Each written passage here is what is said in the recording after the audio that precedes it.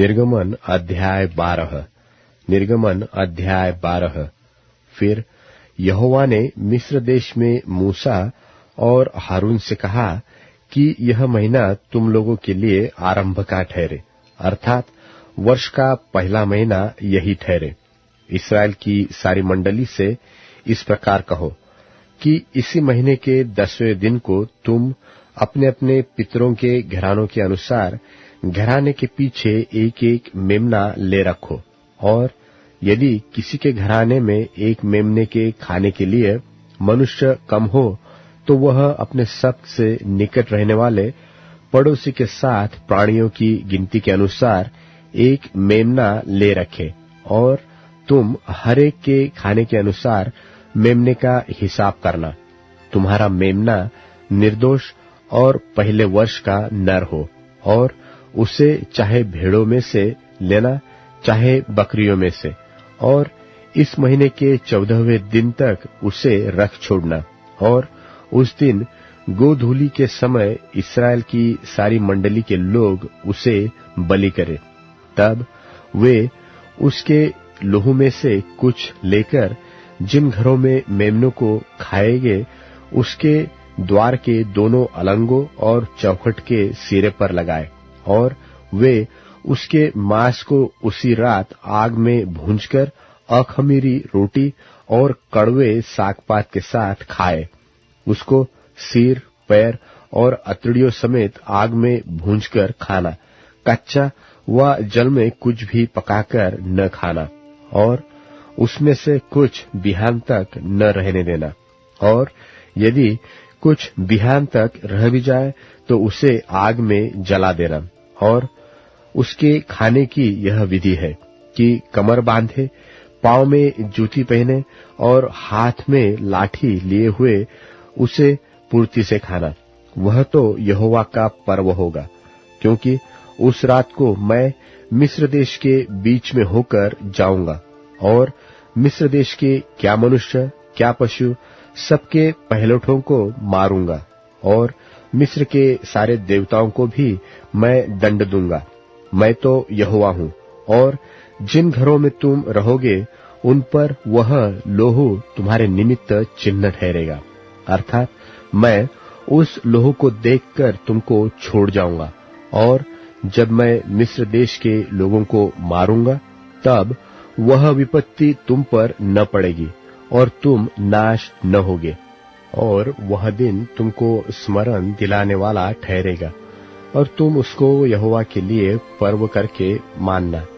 वह दिन तुम्हारी पीढ़ियों में सदा की विधि जानकर पर्व माना जाए। 7 दिन तक अखमीरी रोटी खाया करना। उसमें से पहले ही दिन अपने अपने घर में से खमीर उठा डालना। वरन जो कोई पहले दिन से लेकर 7वें दिन तक कोई खमीरी वस्तु खाए, वह प्राणी इस्राएलियों में से नाश किया जाए। और पहले दिन एक पवित्र सभा और 7वें दिन भी एक पवित्र सभा करना। उन दोनों दिनों में कोई काम न किया जाए, केवल जिस प्राणी का जो खाना हो उसके काम करने की आज्ञा है। इसलिए तुम बिना खमीर की रोटी का पर्व मानना, क्योंकि उसी दिन मानो मैंने तुमको दलदल करके मिस्र देश से निकाल दिया है। इस कारण वह दिन तुम्हारी पीढ़ियों में सदा की विधि जानकर माना जाए। पहले महीने के 14वें दिन की सांझ से लेकर 21वें दिन की सांझ तक तुम अखमीरी रोटी खाया करना। 7 दिन तक तुम्हारे घरों में कुछ भी खमीर न रहे, वरन जो कोई किसी खमीरी वस्तु को खाए, चाहे वह देशी हो चाहे परदेशी, वह प्राणी इस्राएलियों की मंडली से नाश किया जाए। और कोई खमीरी वस्तु न खाना। अपने सब घरों में बिना खमीर की रोटी खाया करना। तब मूसा ने इस्राएल के सब पुरनियों को बुलाकर कहा, तुम अपने अपने कुल के अनुसार एक एक मेमना अलग कर रखो, और फसह का पशु बलि करना, और उसका लोहू जो तसले में होगा उसमें जूफा का एक गुच्छा डुबाकर उसी तसले में के लोहू के द्वार के चौखट के सिरे और दोनों अलंगों पर कुछ लगाना, और भोर तक तुम में से कोई घर से बाहर न निकले, क्योंकि यहोवा देश के बीच होकर मिस्रियों को मारता जाएगा। इसलिए जहां जहां वह चौखट के सिरे और दोनों अलंगों पर उस लोह को देखेगा, वहां वहां वह उस द्वार को छोड़ जाएगा और नाश करने वाले को तुम्हारे घरों में मारने के लिए न जाने देगा। फिर तुम इस विधि को अपने और अपने वंश के लिए सदा की विधि जानकर माना करो, जब तुम उस देश में जिसे यहोवा अपने कहने के अनुसार तुमको देगा प्रवेश करो, तब वह काम किया करना।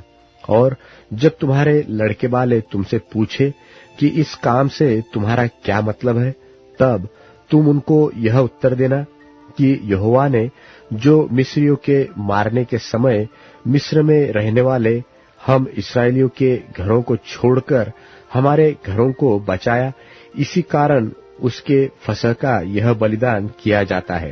तब लोगों ने सिर झुकाकर दंडवत की, और इस्राएलियों ने जाकर जो आज्ञा यहोवा ने मूसा और हारून को दी थी उसके अनुसार किया।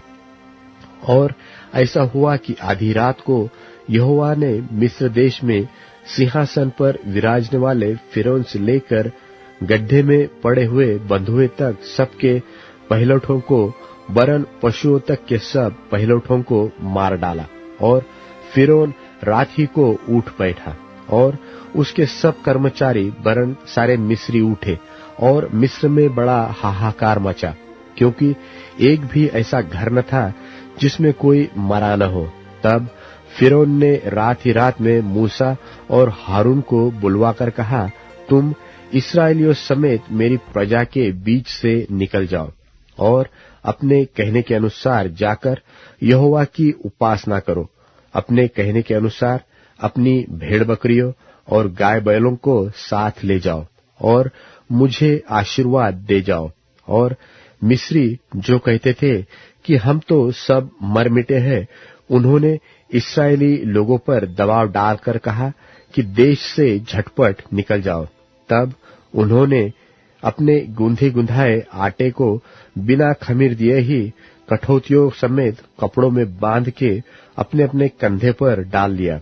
और इस्राएलियों ने मूसा के कहने के अनुसार मिस्रियों से सोने चांदी के गहने और वस्त्र मांग लिए।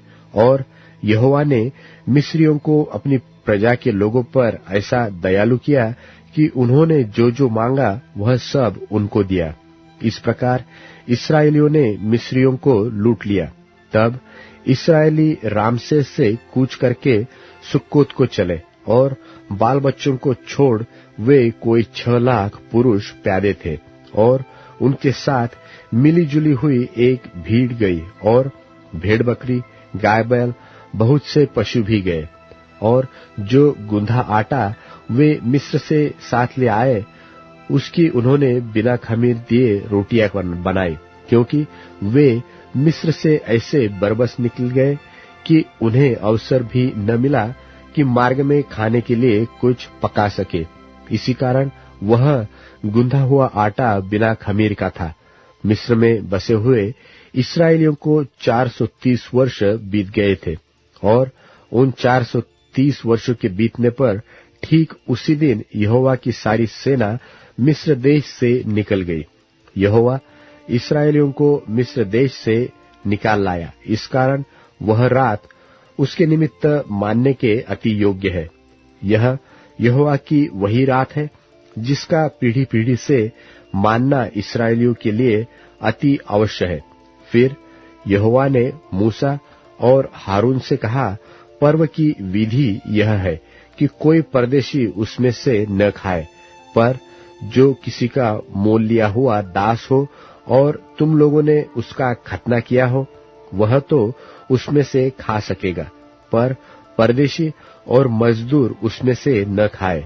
उसका खाना एक ही घर में हो, अर्थात तुम उसके मांस में से कुछ घर से बाहर न ले जाना, और बलि पशु की कोई हड्डी न तोड़ना।